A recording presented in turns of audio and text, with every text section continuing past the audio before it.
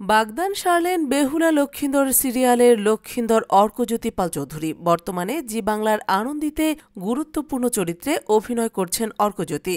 অভিনেতা সোশ্যাল মিডিয়ায় এই বিশেষ দিনের বেশ কিছু ছবি শেয়ার করে নিয়েছেন।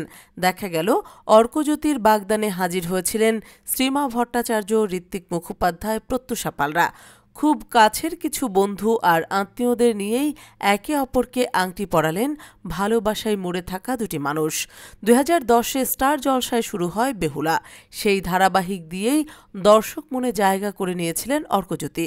বর্তমানে তাকে আনন্দী ছাড়াও দেখা যাচ্ছে সান বাংলার কোন সে আলোর স্বপ্ন নিয়ে ধারাবাহিকে। তাঁর চরিত্রের নাম রেয়ান। নেতিবাচক চরিত্রেই দেখা যাচ্ছে তাকে।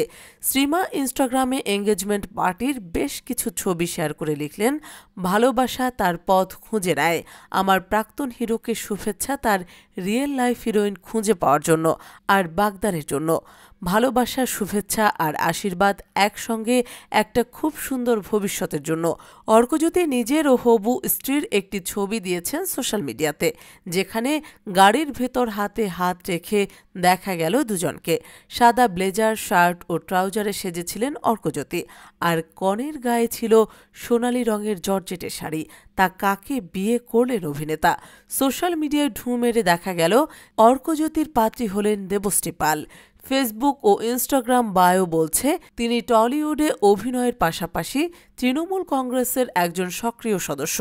অন্তরালে মায়াজালের খেলার মতো সিনেমায় কাজ করছেন তিনি।